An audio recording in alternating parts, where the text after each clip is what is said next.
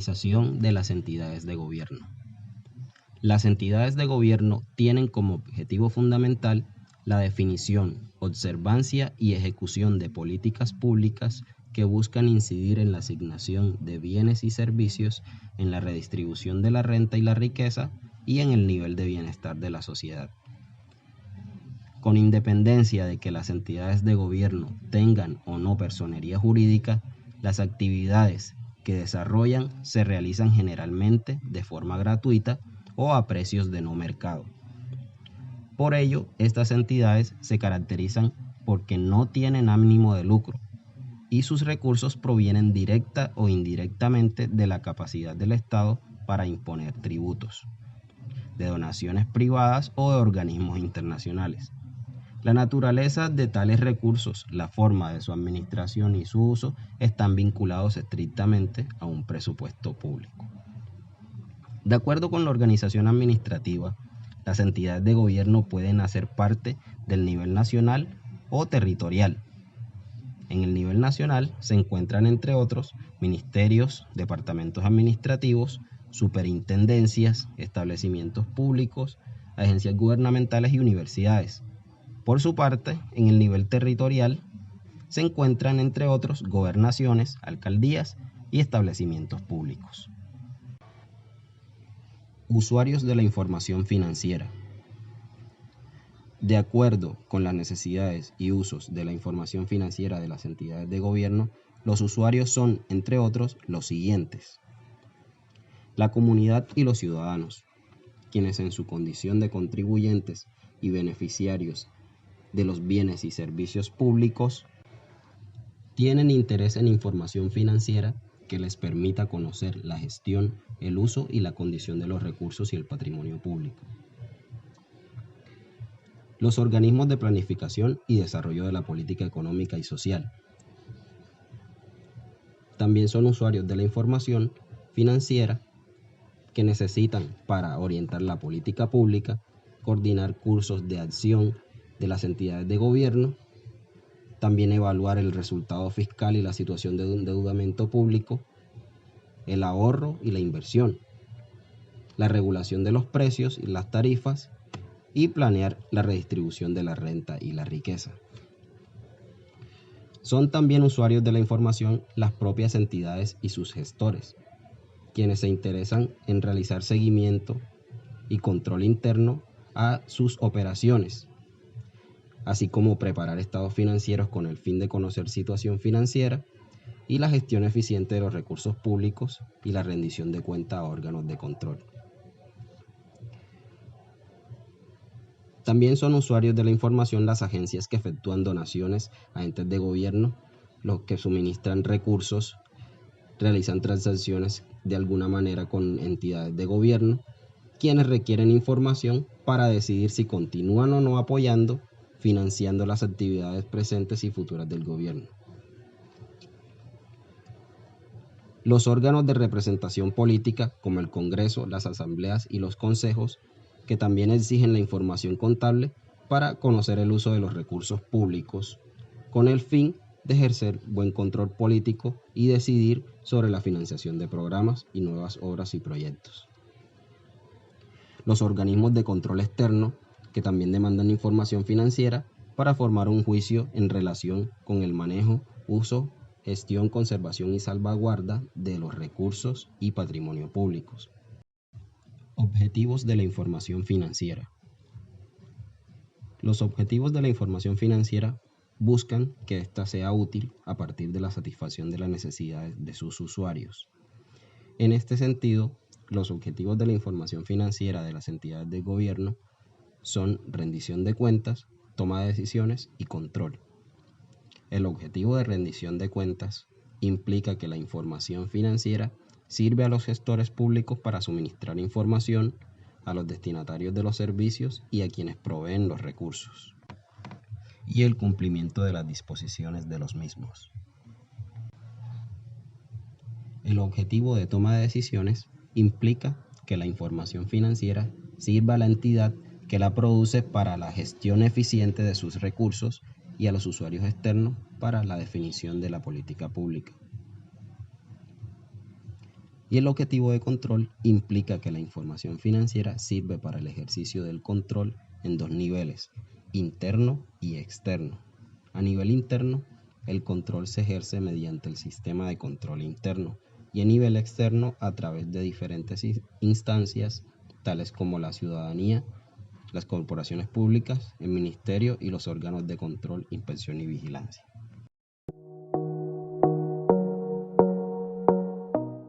Las características de mejora. Las características de mejora son todas aquellas que, sin ser indispensable para que la información sea útil, incrementan la utilidad de dicha información. Dentro de estas características podemos encontrar lo que es la verificabilidad, la oportunidad, la comprensibilidad y la comparatibilidad. Cabe resaltar que a pesar de que estas características mejoran la utilidad de la información, individual o colectivamente, no pueden hacer que dicha información sea útil si es irrelevante y no representa fielmente los hechos económicos de la entidad. Uno de los temas o una de las características de mejora es la verificabilidad.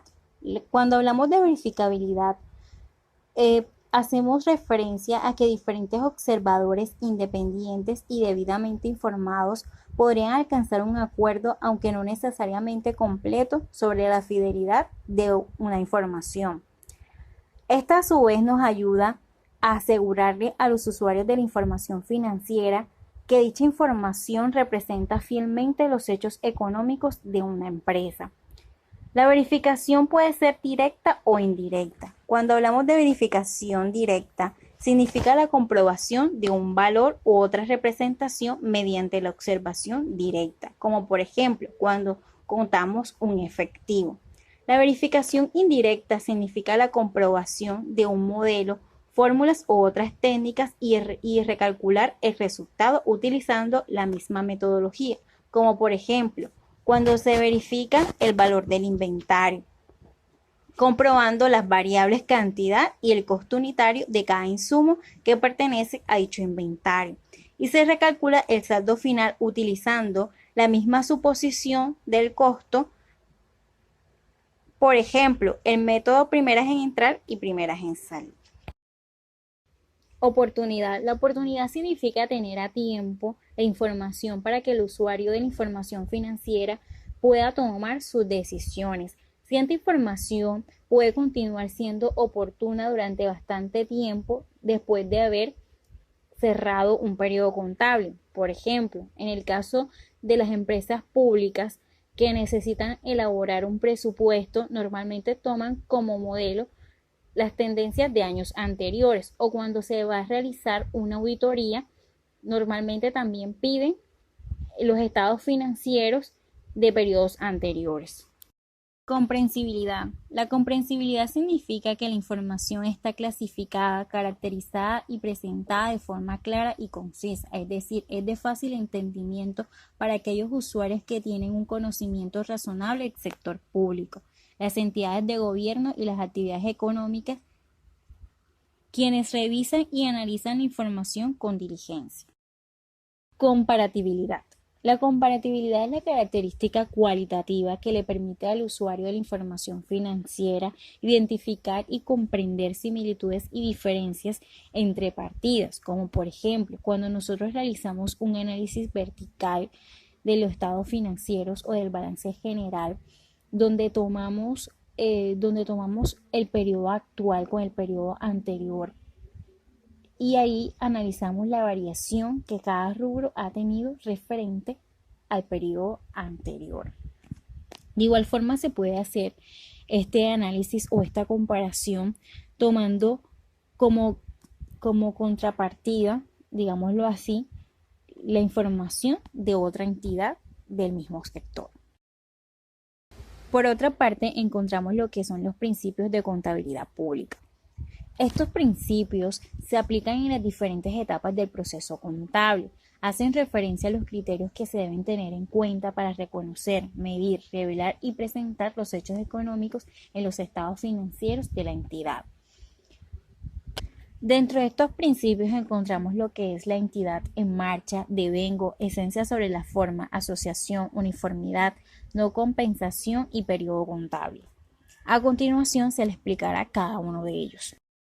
Entidad en marcha. Cuando hablamos de este principio, hacemos referencia a la permanencia en el futuro de una organización, en la medida que continúe con las operaciones centrales del negocio. Es decir, se trata de una empresa que no pretende cerrar en un corto tiempo. Cuando las empresas no cuenten con este principio, se deben notificar mediante las notas de los estados financieros. De igual forma, se debe aclarar el por qué se considera que dicha organización no cumple con este principio. Hay algunas características, digámoslo así, que podemos visualizar y darnos cuenta que realmente una organización no cuenta con este principio, y es la pérdida del mercado de clientes o de proveedores importantes, o el deterioro de los activos con los cuales cuenta la organización. Devengo. Cuando hablamos de devengo, hacemos referencia a que todos los hechos económicos se deben reconocer en el momento en que se adquiera el bien o derecho, y no hasta que se materialice el pago. Por ejemplo, la compra de un vehículo. Este vehículo se paga mitad en efectivo y mitad a crédito. Este vehículo se debe contabilizar en el momento que se adquiera y no hasta que se salde dicha deuda. Esencia sobre la forma. Este principio nos dice que los hechos económicos de la entidad se deben reconocer atendiendo a la esencia económica, independientemente de la forma legal que da origen a los mismos. Ejemplo, la empresa puede vender un activo, digamos un vehículo al gerente, el cual es usado permanentemente para asuntos de la misma empresa. En este caso, el vehículo debe permanecer registrado en la empresa, aunque se tengan documentos legales de su venta. Asociación. Este principio nos dice que debemos reconocer los ingresos en el mismo momento en que esto se genera. De igual forma, nos dice que en el mismo periodo debemos reconocer los gastos y costos que tuvieron que generarse para producir dichos ingresos, como contraprestación. Uniformidad. Los criterios de reconocimiento, medición, revelación y presentación se mantienen en el tiempo y se aplican a los elementos de los estados financieros que tienen las mismas características, en tanto no cambien los supuestos que motivaron su elección. Si se justifica un cambio en la aplicación de tales criterios para mejorar la revelación y la representación fiel, la entidad debe revelar los impactos de dichos cambios de acuerdo con lo establecido en las normas. No compensación. No se reconocen ni se presentan partidas netas como efectos de compensar activos y pasivos del estado de situación financieras o ingresos, gastos y costos que integran el estado de resultados, salvo aquellos casos en que de forma excepcional así se regulen.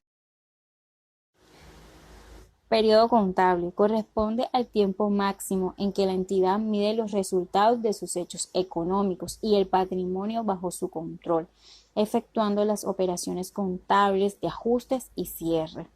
El periodo contable transcurre en un lapso de tiempo entre el 1 de enero y el 31 de diciembre, y en este periodo se busca identificar las transacciones que afecten económicamente a la empresa. No obstante, digamos que también se pueden sacar estados financieros intermedios e informes y reportes contables para propósitos especiales, de acuerdo con las necesidades que cada uno requiere.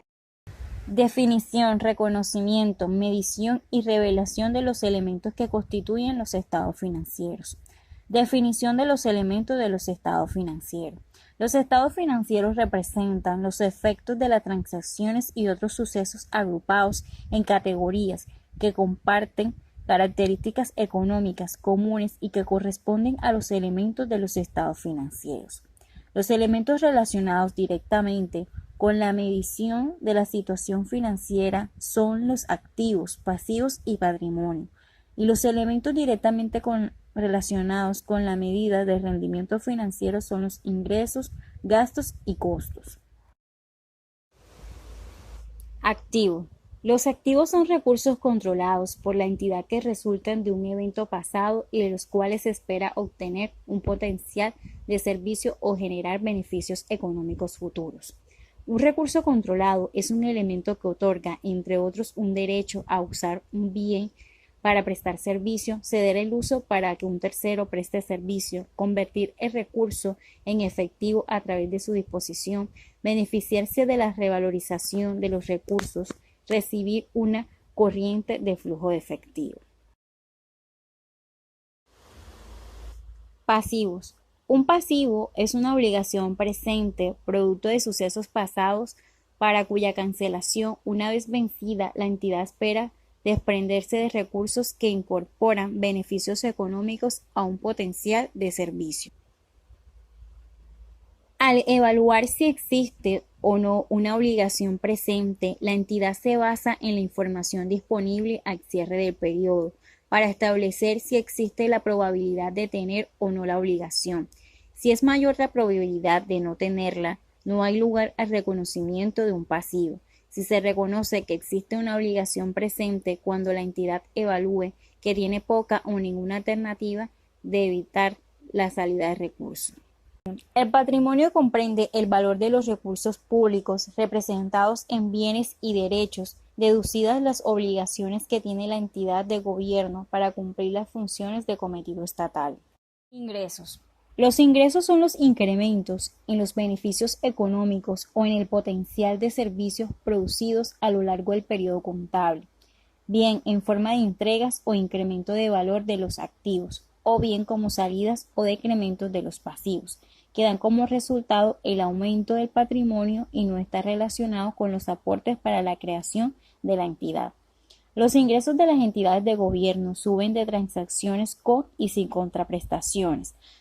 Las que son sin contraprestaciones son aquellas que reciben la entidad sin que se deba entregar a cambio una contraprestación que se aproxime al valor del mercado de recursos recibido, es decir, la entidad no entrega nada a cambio del recurso recibido, o si lo hace, el valor entregado es menor al valor del mercado de recursos recibido, como por ejemplo los impuestos.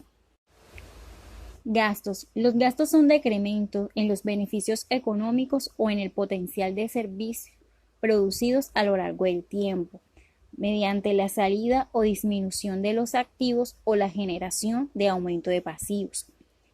Esto da como resultado el decremento del patrimonio, las ventas de activos no corrientes que deban reconocerse en el resultado del periodo.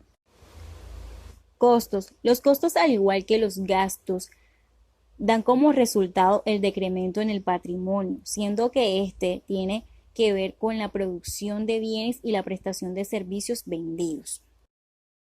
Costos. Los costos, al igual que los gastos, dan como resultado el decremento en el patrimonio, siendo que éste tiene que ver con la producción de bienes y la prestación de servicios vendidos.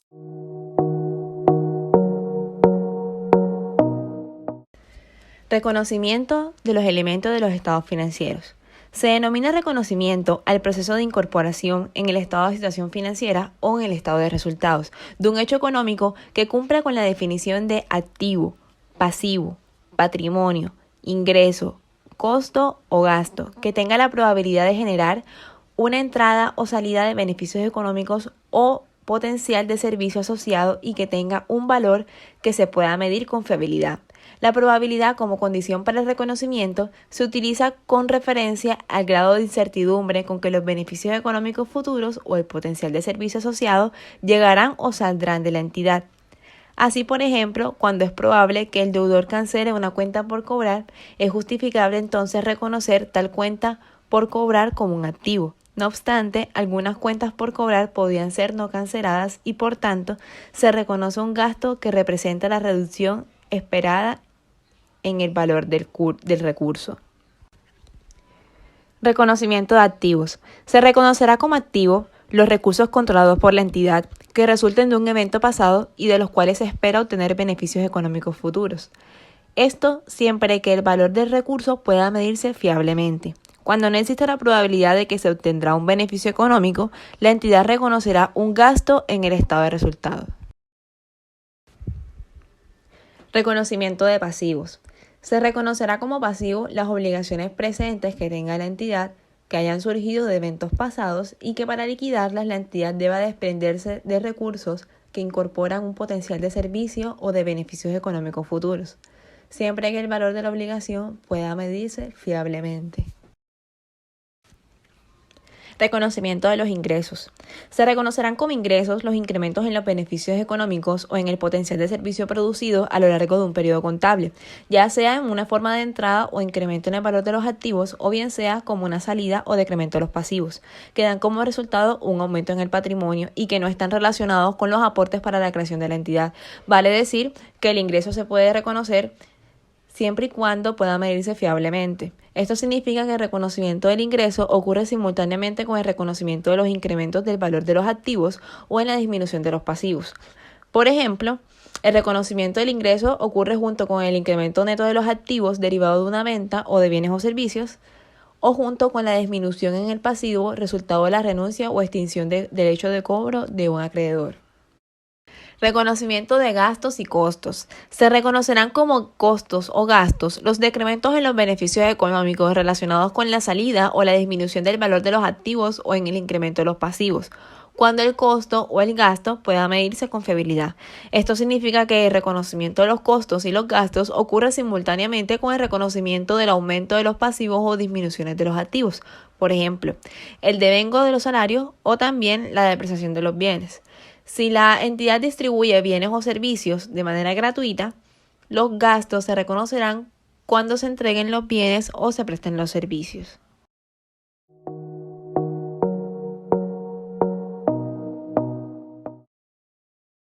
Para reconocer un elemento en los estados financieros, este debe tener un valor que se haya determinado con fiabilidad. La medición es un proceso mediante el cual se asigna un valor monetario al elemento. Y este proceso se va a llevar a cabo en dos momentos diferentes.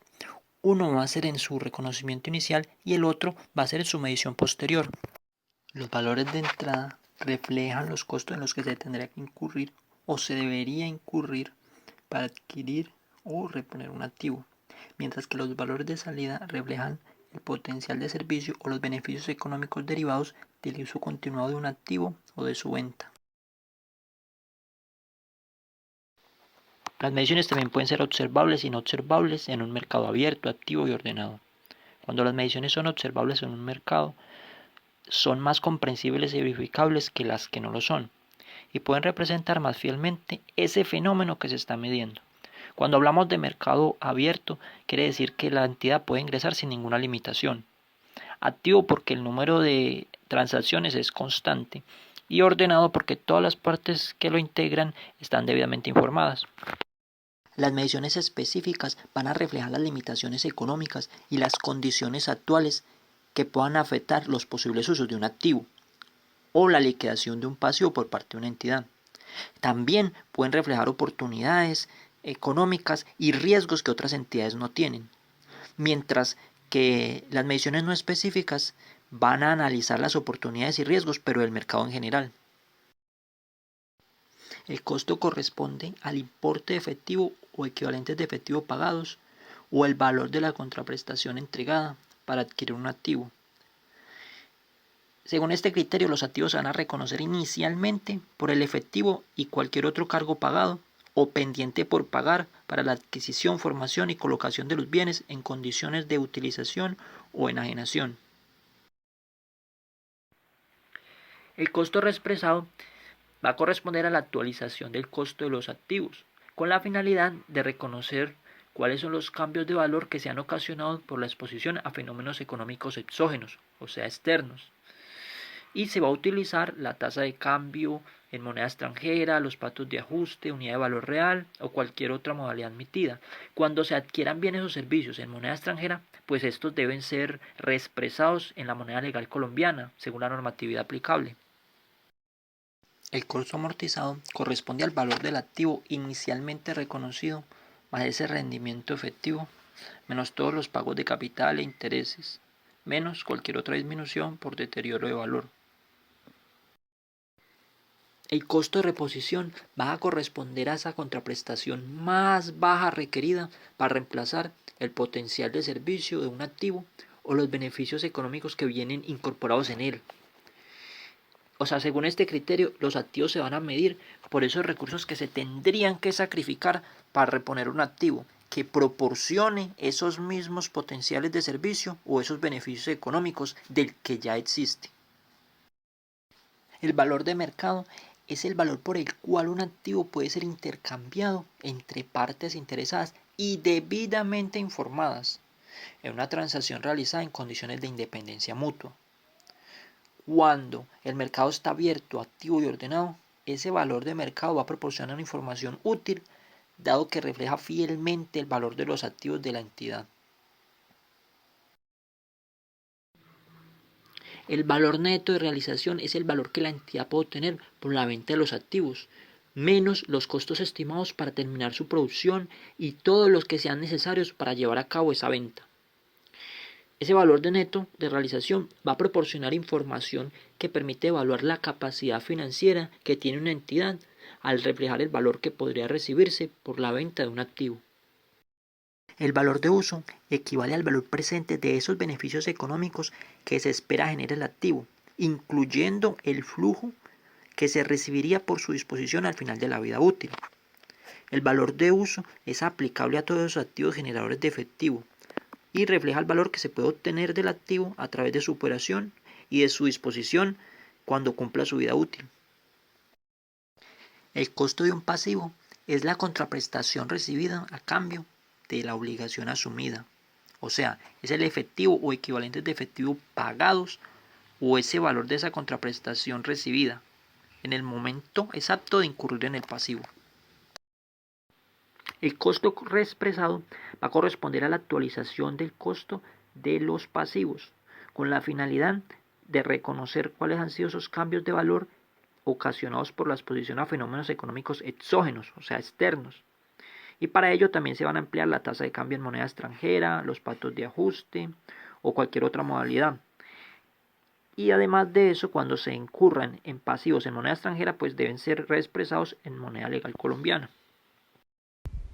Revelación de los elementos de los estados financieros. La información financiera se revela en la estructura de los estados financieros, así como en sus notas explicativas. La revelación hace referencia a la selección, la ubicación y la organización de la información financiera. Las decisiones sobre estos tres asuntos se deben tomar teniendo en cuenta las necesidades que tienen los usuarios de conocer acerca de los hechos económicos que influyen en la estructura financiera de una entidad de gobierno. Las decisiones sobre la selección, la ubicación y la organización de la información están relacionadas y en la práctica es probable que se consideren conjuntamente. Selección de la información. La selección de la información tiene como objetivo determinar qué información se reporta en los estados financieros y en las notas. La información se selecciona para exponer en la estructura de los estados financieros los mensajes claves acerca de la situación financiera, el rendimiento financiero y los flujos de efectivo de la entidad. La información revelada en las notas a los estados financieros tiene las siguientes características. Primero, es necesaria para que los usuarios comprendan los estados financieros. Segundo, proporciona información que presenta los estados financieros de manera contextualizada y según el entorno en que opera la entidad.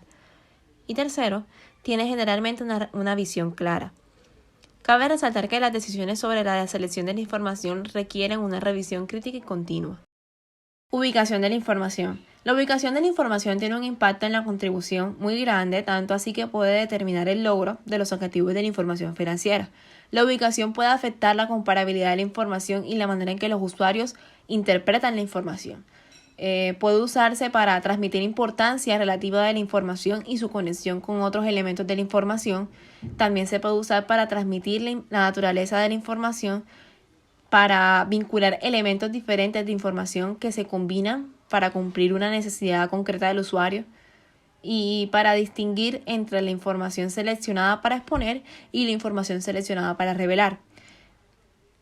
Cabe hacer hincapié en que la información expuesta pues se muestra en el cuerpo del estado financiero como tal, mientras que la información a revelar se muestra en las notas. Organización de la información.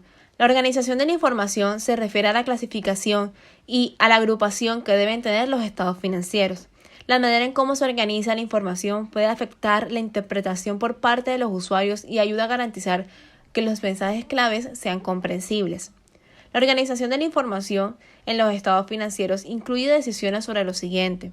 Primero, desagregación de totales en categorías que tengan sentido. Segundo, organización y agrupación de partidas expuestas dentro de cada estado. Tercero, identificación de agregados. Y por último, identificación de otra información a introducir en el cuerpo del estado. La información revelada en las notas a los estados financieros se organiza de modo que las relaciones de las partidas presentadas en el cuerpo de los estados financieros sean claras. En todo caso, las exigencias mínimas de revelación estarán contenidas en las normas de reconocimiento, medición, revelación y presentación de los hechos económicos.